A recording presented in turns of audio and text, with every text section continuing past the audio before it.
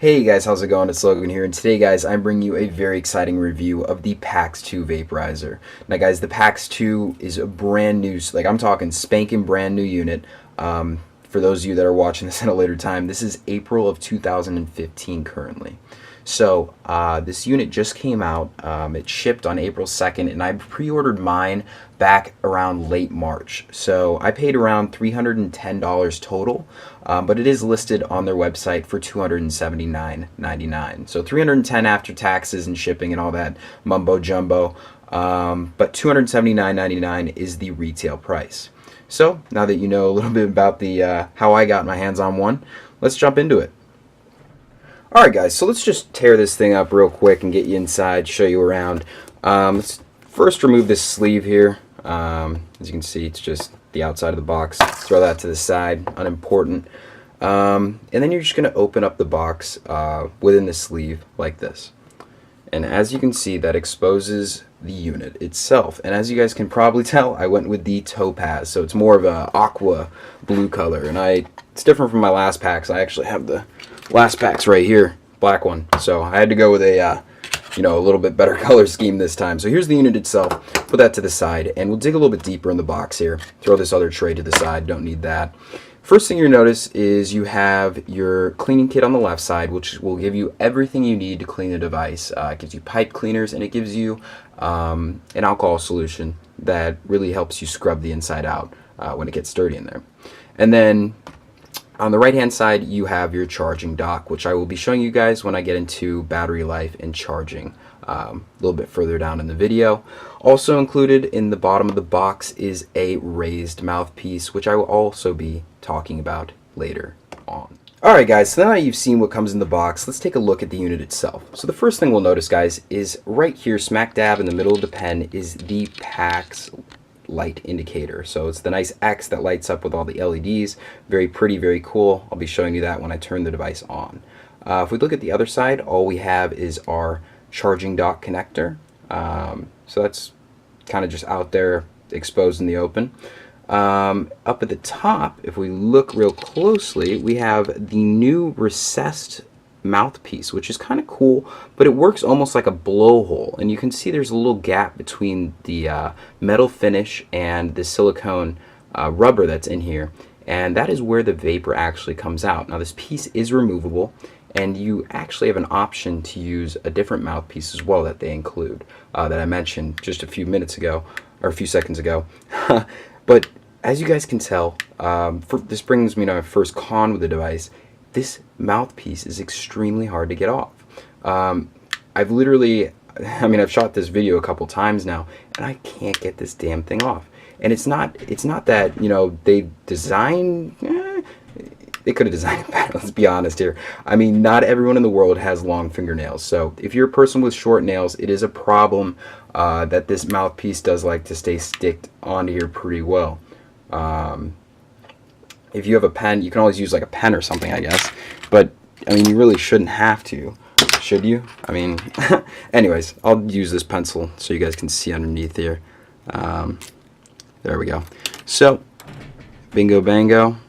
As you guys can see, this is what is located underneath this silicone rubber piece, which is extremely impossible to remove, by the way, as you all just saw.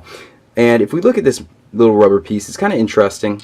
So it never really matters what way you put the silicone on, because it has these little trays running within it that actually guide the vapor to the hole, or to the blowhole as I call it. So we'll put that back on, and let's show you the oven. So the oven, according to PAX Vapor or Plume or whoever you want to call them, is now 20% deeper. I'm not really sure how accurate this is, because I can still only fit around the same amount of herb in this chamber as I did on the original PAX 1. So, not too much different here as far as oven size. They do say it uses some new heating technology, but honestly, it looks exactly identical to the original PAX. So nothing too much different on the oven, guys, and we'll just snap that closed. And let's get into how to turn the device on, how to use it, the good stuff. Alright guys, so to turn the device on, you're just simply going to press the button on the top once.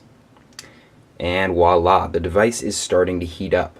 Now to change your temperature setting, you're going to simply hold the button on top, like so.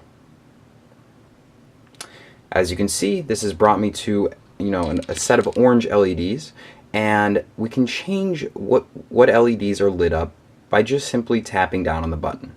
So if we want a higher temperature or a lower temperature setting, we're going to keep it at just one of these little X ticks filled in with light.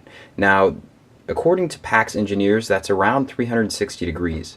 I do not know the exact temperatures for the two middle degrees, but I know this device goes from 360 degrees Fahrenheit up to 420. So if we want a little bit hotter than the light, we go to the medium. If we want a little bit more than the medium, we just press again and go to the little bit hotter temperature setting. This is what I usually like to start my sessions with. I feel like it starts to vape the herbs a little bit better than a hotter temperature setting, or even a little bit less temperature setting. And then to get to the hottest temperature setting, we just fill up all 4 lights, and voila, we're off to the races. Now to get back to heat up mode instead of this temperature editing mode, we're simply, I'm going to reset it to the first one so we don't get too hot up here, but we're just going to hold down the button. And as you can see, the little LEDs will flash purple, and you're on your way to start your vapor session. Alright guys, so now to move into usage of the device itself. How's the vapor taste? How's it feel? How are the effects? And I'm going to be straight up honest with you guys right now, straight off the bat. I was extremely disappointed when using this device. So the first reason I say this is because the device gets very, very hot. This is something that I never noticed using the original PAX, but with this version, it has to be the difference in design materials that they used on the outside, but the heat leaks from the oven all the way up to the mouthpiece now. So what used to not really be a problem because the mouthpiece was a separate part of the device, you're now putting your lips onto metal. So it does get very hot sometimes, and it is kind of a downer. The second reason why I'm not too impressed with this is because the vapor production is nearly identical to the original PAX.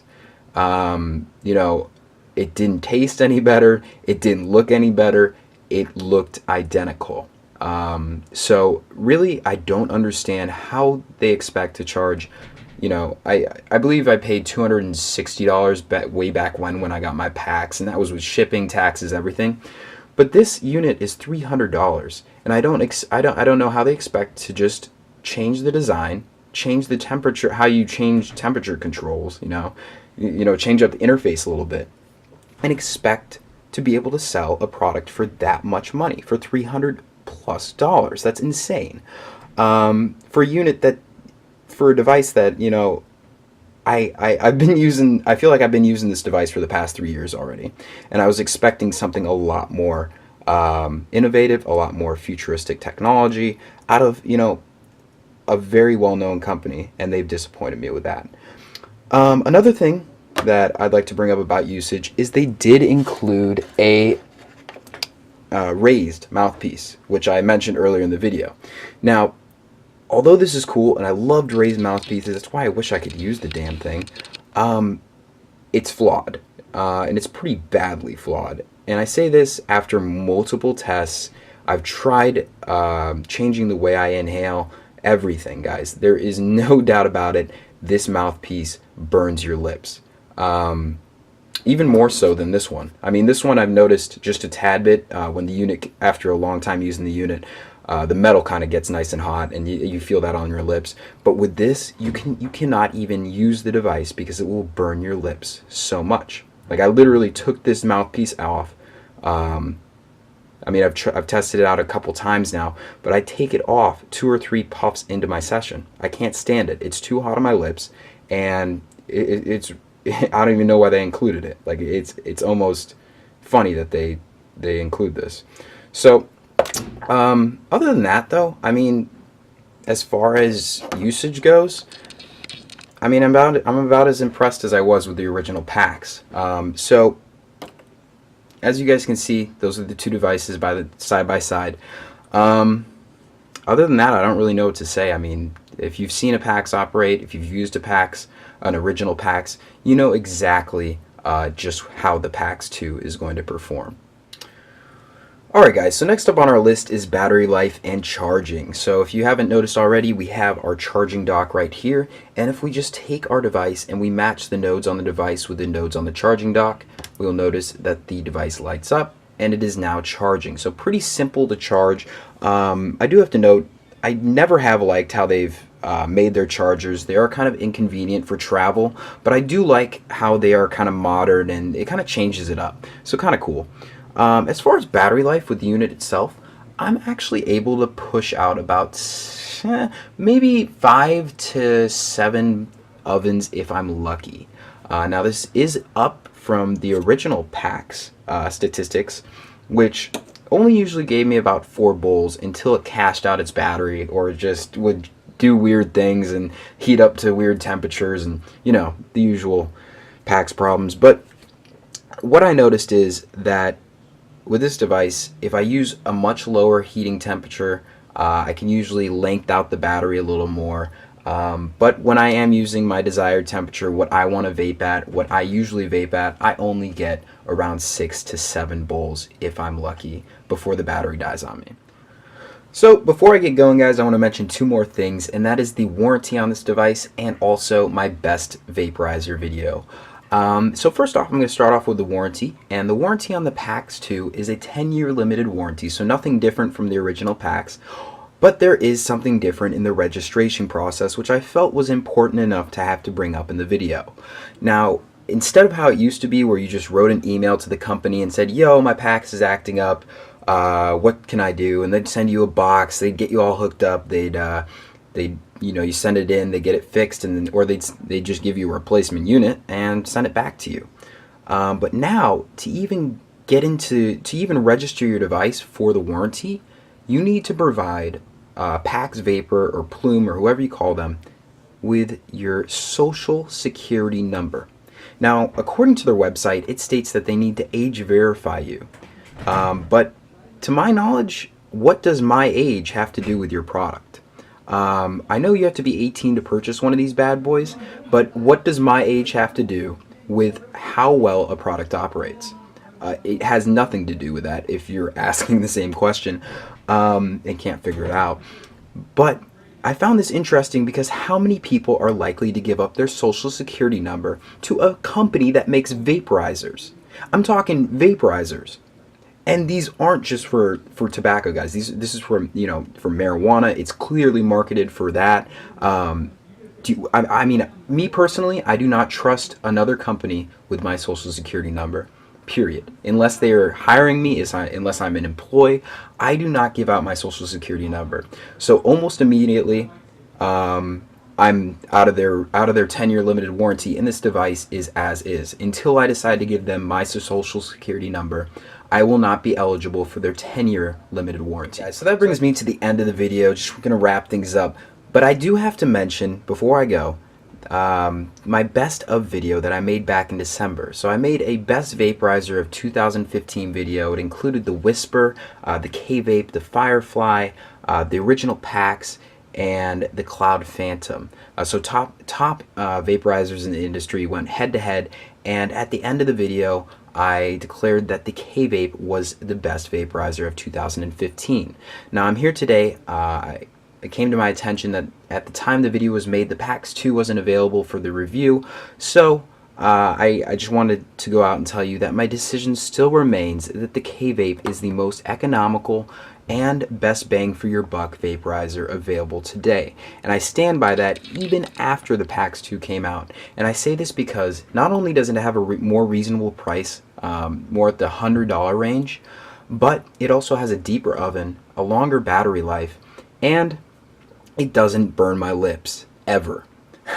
So there you go, guys. That's my PAX 2 review. If you want to watch my head-to-head video of all the vaporizers of 2015 go and verse each other, you can just click the annotation on the screen. I will also have a link in the description for you guys. So have a great day, and thank you.